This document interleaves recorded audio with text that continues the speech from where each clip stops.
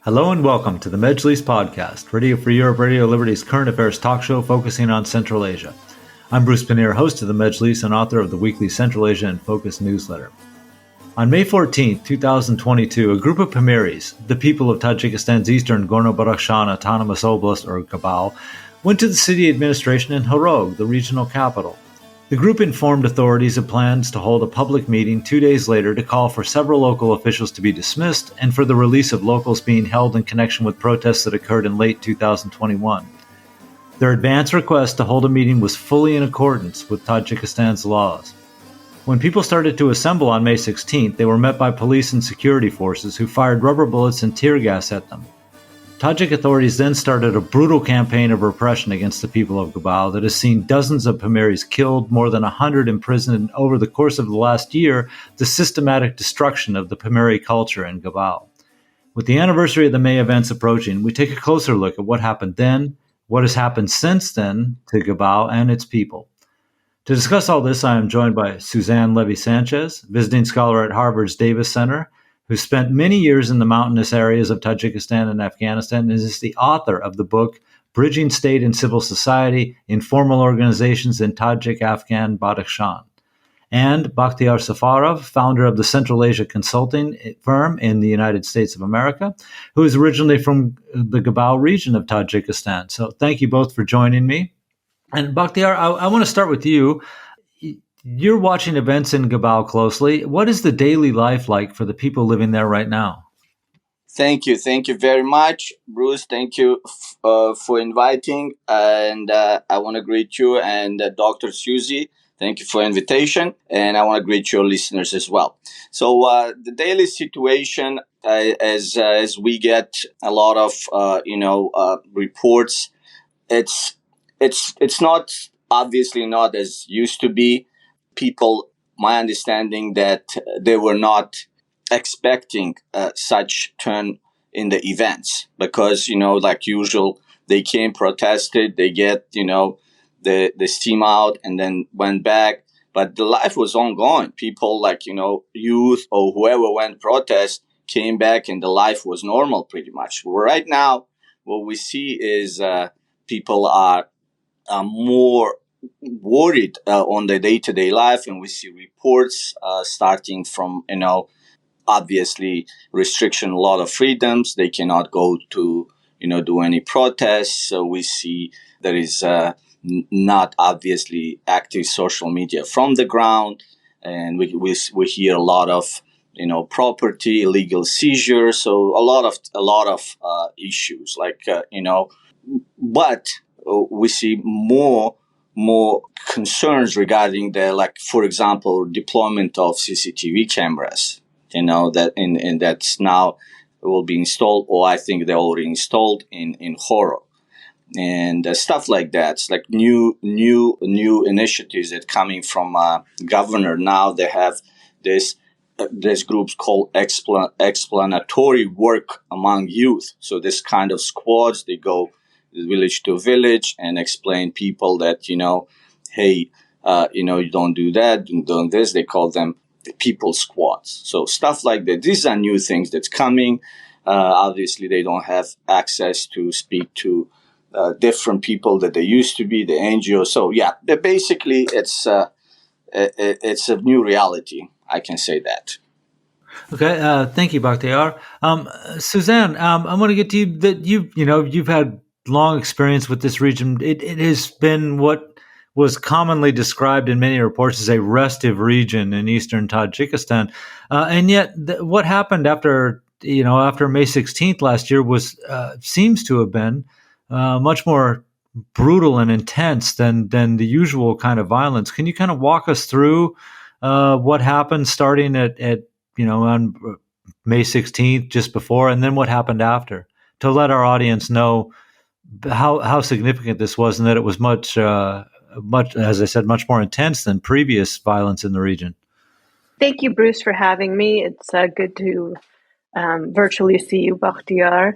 It's an honor to be here today. So There was a planned protest in accordance with Tajik law on May 16th. I think from what I've read, reports of over 1,000 people showed up from the community.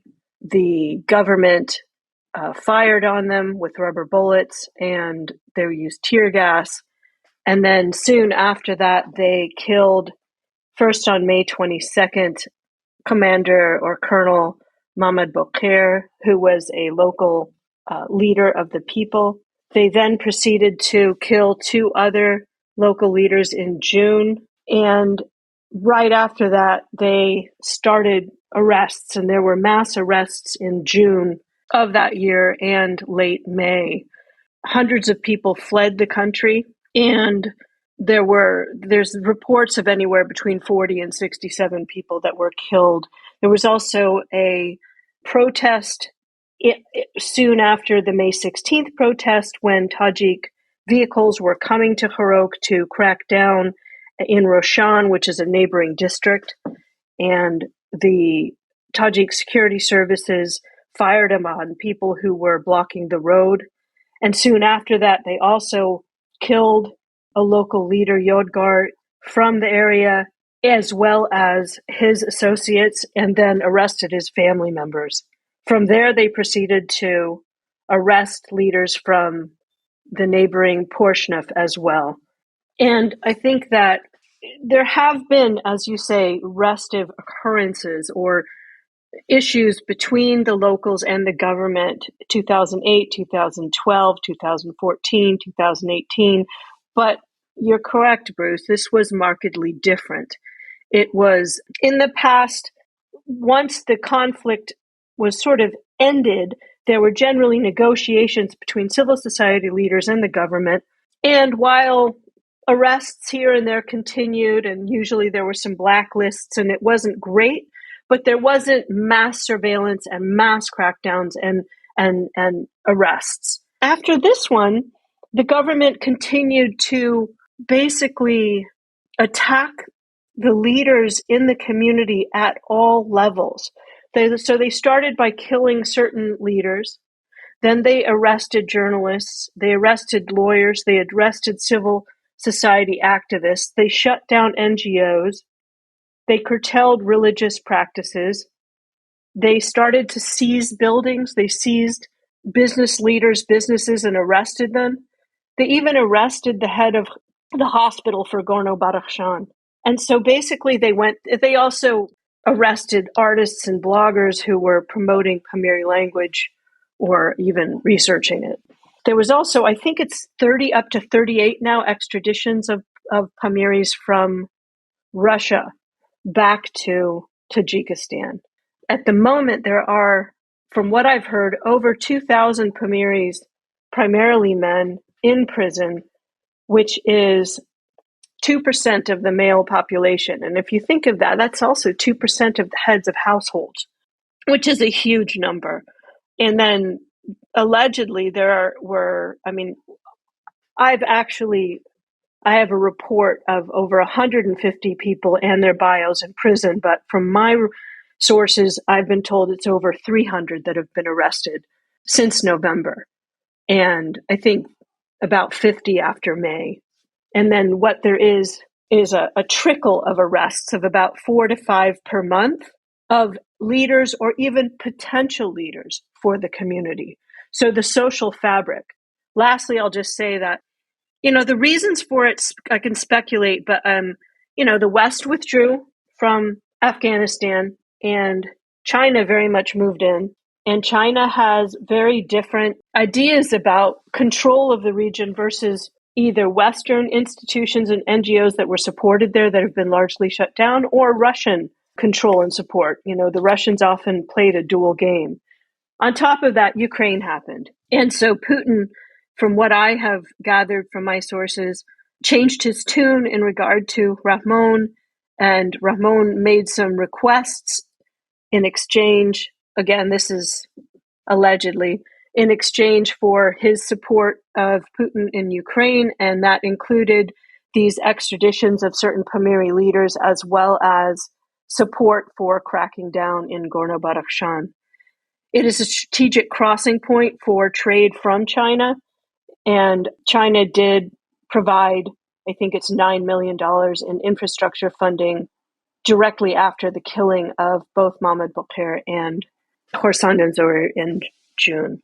So it's a combination of local ethnic tensions as well as this international geopolitical space.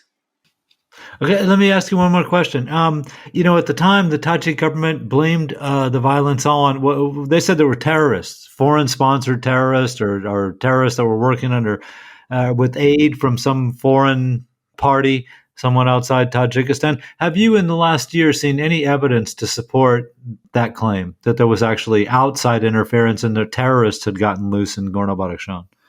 No, that's been an on and off claim in various ways over a decade, and they really trumped up those charges this time. And they, with their anti-terror operation and their big campaign, and there's never been any evidence of that. Ismaili Shias are not engaged in either terrorism locally or cross-border terrorism, and there were also trumped up charges of plans to overthrow the government or speak against officials or whatever these charges were. I have all of the articles of the charges, and they did shift to much stronger charges by the government after this crackdown versus the ones in the past. And therefore, the prison terms have been much longer because there are claims of terrorism. But yeah, there's just no evidence of it. Even the recent killing of the two men who crossed the border from Afghanistan or somewhere involved in Yazgalami, which is a different Sunni sect of Pamiris. The evidence on that is pointing more towards something quite different than actual drug traffickers breaching the border from the other side. So anyway, I hope that answers that question. Yeah, it does. Thank you very much. Can I add, please? Please. Yeah. So, and that's a very good point that Susie and Bruce, you're making. That's claiming terrorists and calling people of Gorno-Badakhshan Autonomous Oblast is just the thing that even some Western institution kind of believed in this and fall into this narrative. But now, people, I guess, and I hope they will realize that the people of Gabal basically wanted the rule of law, but like any other nation, but have been blamed for weapon and drug trafficking for years. If you look at the reports, they say, hey, everybody's like that, and they were just talking about the economic hardship, marginalization within the country, range of it's a language issues, like that they couldn't, they can't speak their own language, exclusion of exercise any significant political influence, lack of proper political participations, stuff like that. And most importantly, the governor and all judges and all executive are, appointed by president of Tajikistan. So these are the things that have been people of Gabal have been saying for 30 years, but unfortunately they got blamed, and some Western organizations also believe in this narrative. Yeah, that's it from me. Thank you, Bakhtiyor. I want to follow up on some of what's happening in the region right now. With Pamiris, mainly are Shiite Muslims, to make that distinction clear for the audience. How easy is it for the Pamiris to actually practice their religion? I mean, you said that is more difficult, but can you tell us a little bit more about that? What can they go to mosque? Can people study the religion? I mean, what's the situation?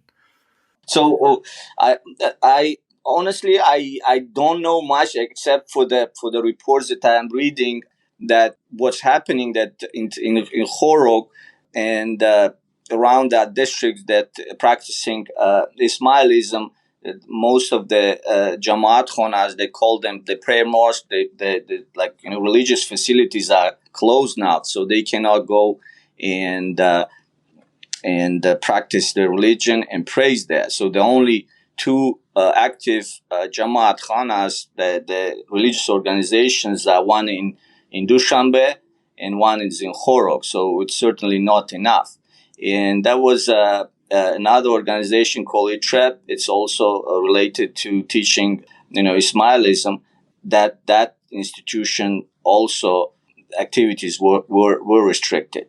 And as you know about the Khalifa Davlat Mir, who was also jailed just because of he conducted religious ceremonies for people who died during this conflict.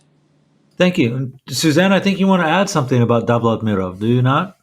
Well, Khalifa Mozaffar Davlat Mirov was arrested on July, I think it's 26th or 25th, and sentenced to 5 years in prison for engaging in, I think he was arrested for engaging in extremist activity or overthrow the government or something like this. But it was basically, from what I understand, because he performed ablution for Colonel Mahmoud Bakhtiyor, who was killed on May 22nd.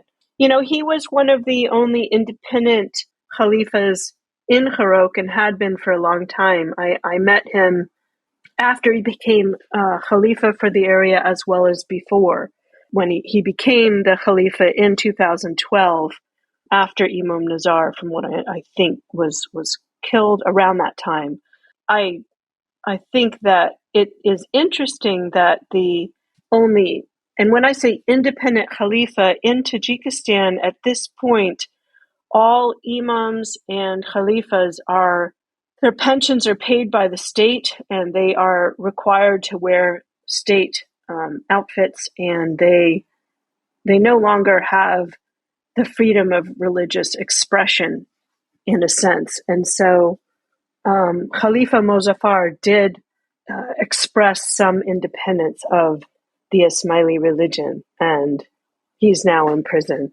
And I want to add that the practice of religion, the Ismaili Shia practice Friday prayers in the home within the community, and they did have a number of mosques throughout Khorog that have been closed, like Bakhtiyor said. They're no longer allowed to pray in the house. I think the women were just told they can't go to the Jamaat Khana in Khorog anymore. The Tajik security services are stationed in the mosque itself. They did seize religious books, and ITREB had a wonderful library that I visited many times that the government seized and shut down. They also have shut down a number of religious schools, summer camps for children, and they've also stopped any volunteerism within the Jamaat for raising money for the community or funerals or weddings or anything else.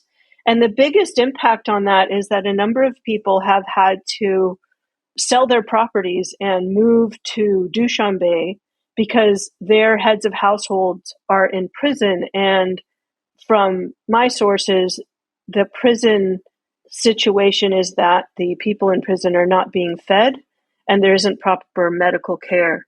So the families have to support these heads of households that are in prison. And the only way to do that was to sell their properties and move to Dushanbe, which has also been a fairly extreme impact on the people there. Okay, thank you. And we have reached the halfway point in our discussion, so it's time for me to remind that this is the Majlis Podcast, Radio Free Europe, Radio Liberty's current affairs talk show focusing on Central Asia. I'm Bruce Pannier, host of the Majlis and author of the weekly Central Asia in Focus newsletter. We're talking about the Tajik government's continuing campaign of repression against the people of eastern Gorno-Badakhshan Autonomous Oblast and the government's efforts to destroy the Pamiri culture.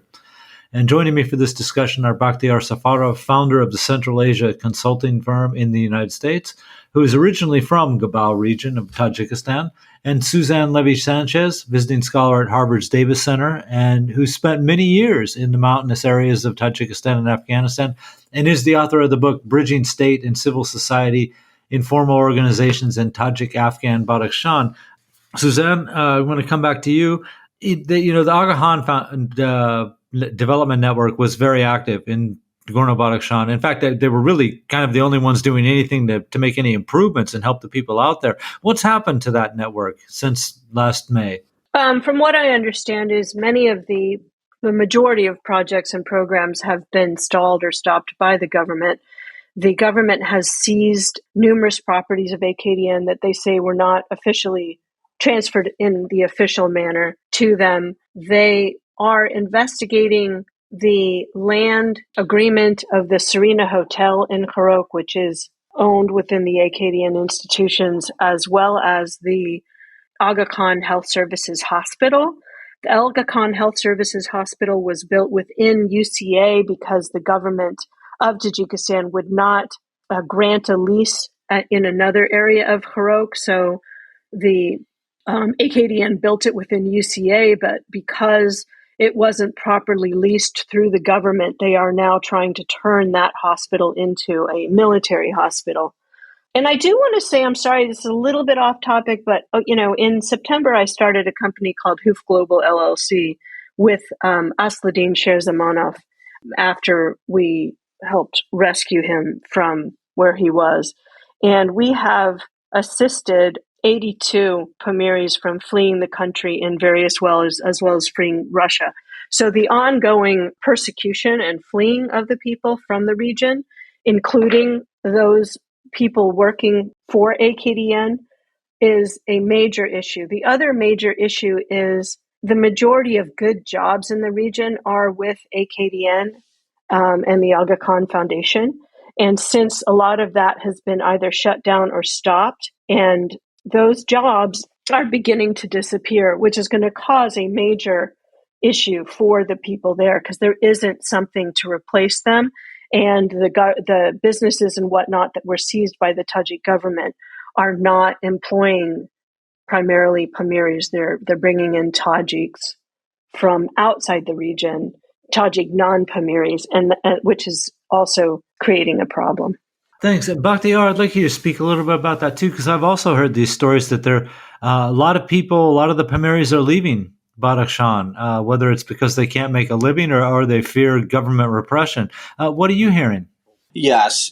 Well, I heard that like 250 Pamiris now seeking asylum in Camp Nuremberg. It was like this report was like maybe 2-3 months ago, and they had some issue, difficulty with the Pamiri language, and Tajik language on translation. That news came in. I'm aware about this. Also, I know I don't have an exact number, but I know a lot of people also came here to United States. I hear a lot of news that it's been a very hard transition for them as well.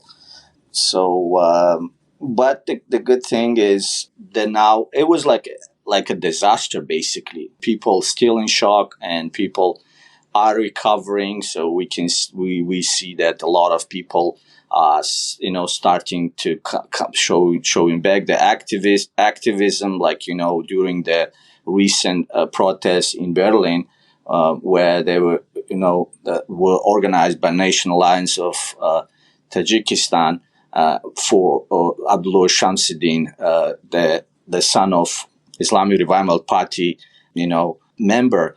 And some people say 30 Pamiri activists in Germany already participated in protests. Some people say 100. So the number is fluctuating. We don't have an exact number. But yeah, so they just leaving. And now people say that you don't see any basically youth in the streets of Gabao anymore. And I spoke to one of my sources, and they said that they don't even issue passports for people who are in the 11th grade, which is kind of senior year. They don't issue them passports anymore. But I believe it's a fear of maybe them leaving, or they just want to keep them in the country. Okay, so they're not allowed to speak their language. They're not allowed to practice their religion, or they can with severe restrictions. The government isn't putting any money into the region, and so people are left to their own devices. There have been claims that this amounts to cultural genocide. Suzanne, what do you think? Is that a fair characterization of the situation now?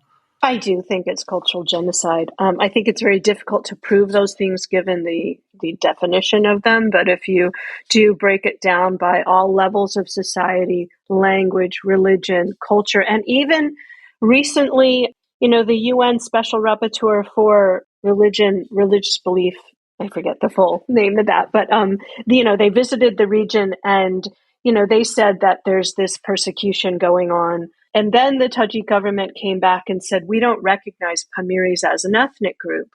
But then if you look on the bots controlled on social media by the Tajik security services, they regularly do speak about Pamiris in often negative ways in terms of them being involved in, hooliganism or terrorism or whatever it happens to be.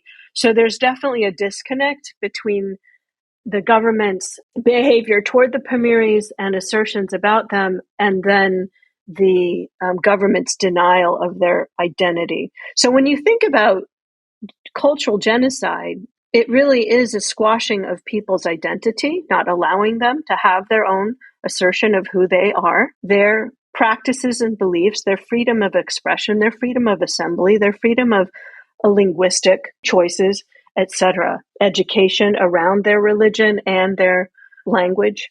So it is going on at all levels, and it does need to be, I think, publicly stated, and the international community needs to recognize it. Bakhtiyor, you're from there. Does this look like cultural genocide to you? Yeah, exactly. And I agree with what you wrote as well, calling it as a cultural genocide, 100, what happened is the local community leaders have been able to kind of tackle it for the last 30 years. But, the whole resources and everything is right now, like I'm talking on the ground, is depleted. So I agree that now they're going to escalate on this, and there is a fear of population even abandoning their homes. That happened in Vanj district earlier. That you go to the villages.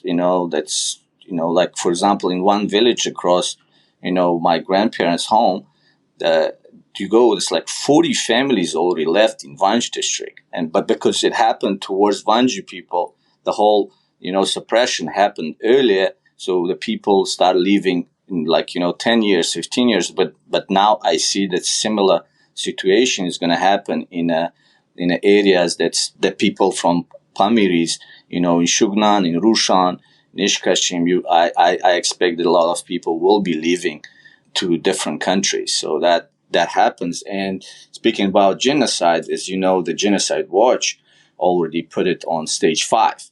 Stage 5 organization, let me read it. Stage 7 preparation, stage 8 prosecution. They put it on I believe on stage 5. I have to clarify. But Genocide Watch is also, kind of monitoring the situation as well. So yeah, I agree with it's not cultural genocide, but actual, like physical. I think for some reason, they have a plan basically to have certain people either jailed or killed. So to me, that's how it looks like. Could I add one thing, please. Bruce? I want to say, Hoof Global's work, and I'm not just trying to plug the organization. I want to be clear. It's been really challenging to assist Pamiris fleeing both Russia. We've also rescued out of Ukraine, and we are housing a bunch of people.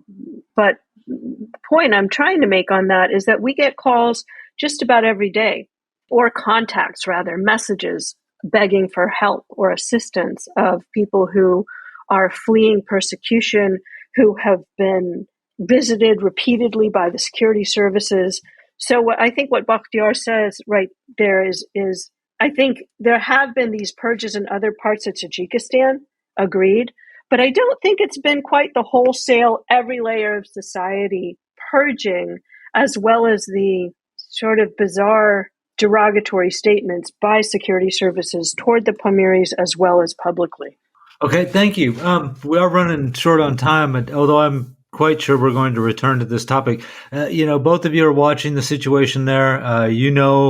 As much, if not more, than pretty much anybody else. Bakhtiyor, what would you tell people who are trying to get information about this region? What don't they know that they should know? Well, so what they don't know is the Central Asia restricted so many, information and free media that basically they even us who are from the region don't have enough information. So what they would do is to press the government to actually open up the media organizations to make sure that they have access to report. And as you can see, the Marius Fossum, he proposed a targeted Magnitsky style sanction. So they should, the public in the West and other European countries should kind of, tell to their governments to, step up the efforts. Because as we can see, the government to government relations are going strong. You see a lot of Western countries, United States, Europe, supporting government as usual. The business is going as usual. But for civil society organization, it's not. So that's what's happening. The government becoming stronger and civil society at the same time is pretty much, in jail.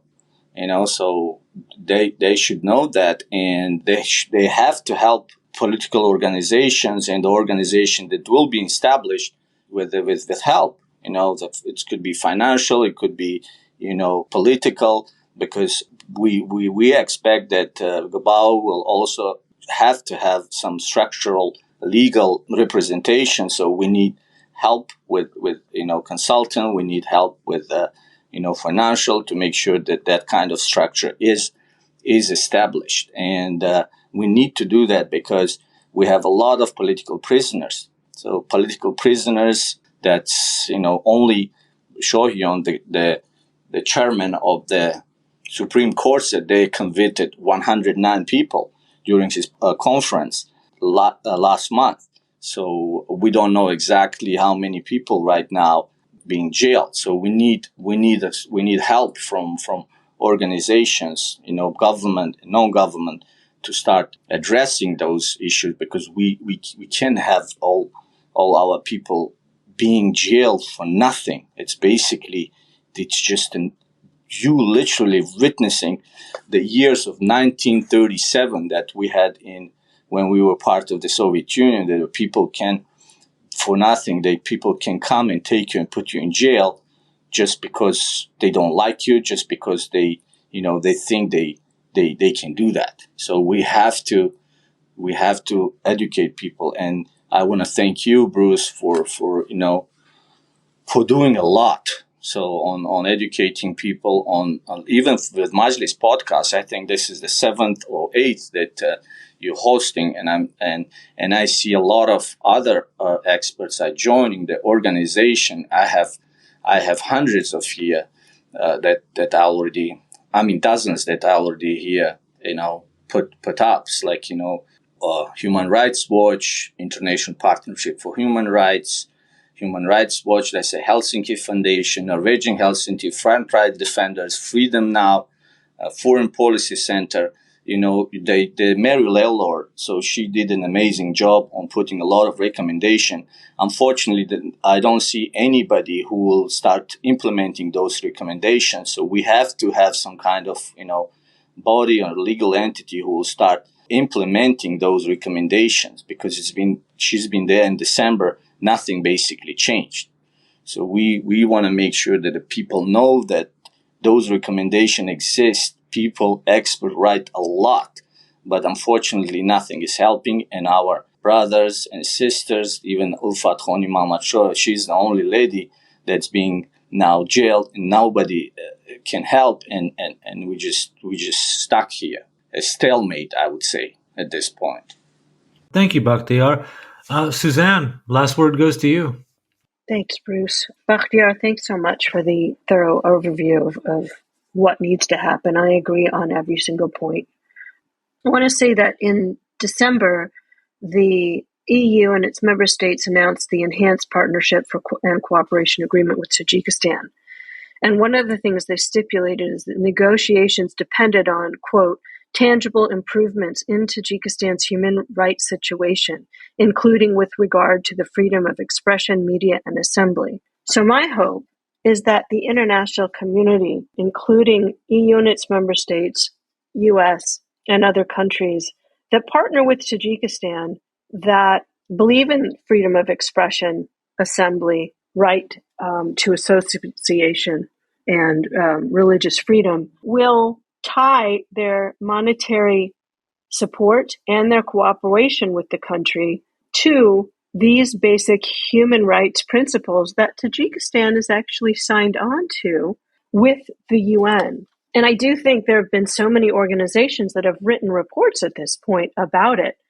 There was a good article in The Diplomat recently, and Minority Rights Group has done excellent work. The Rooftop Report, if people want to know more about the situation, is an excellent resource.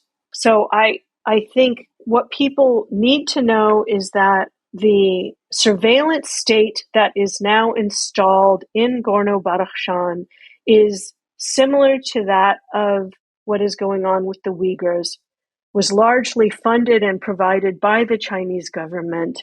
And when people get information out from Horok or Gorno-Badakhshan at this point, it shows a sense of desperation that people should understand, because if they get information out, they are literally risking their lives to do so. And so that's how important it is to them. There's also refugee communities, over 300 in Germany, and as Bakhtiyor said, they need support. And what people don't know is the rules for asylum seeking in these countries are very strict, and the people need financial resources in order to gain legal support and support for translation of documents. There's also a large refugee community at this point in the US, as Bakhtiyor said. There's a large community in Canada, and there's also a number of people in Moldova and Georgia that are seeking asylum. So there is need for assistance for those people, as well as the international community giving a voice for the Pamiris in fighting for their rights, since they're risking their lives to do so. Okay, thank you very much. As I mentioned, we could talk about this for much longer, and I'm sure that we will be coming back to this topic again in the very near future. But I do want to thank you both for being on the program. Thank you, Suzanne, and thank you, Bakhtiyor. As always, a big thank you to Nathan Shoemaker, our Majlis podcast producer in Washington, D.C. And a reminder, you can subscribe to the Majlis podcast or the Central Asia in Focus newsletter by visiting Radio Free Europe, Radio Liberty's website at rfarl.org. Thank you much, and we'll be back next week. Bye-bye.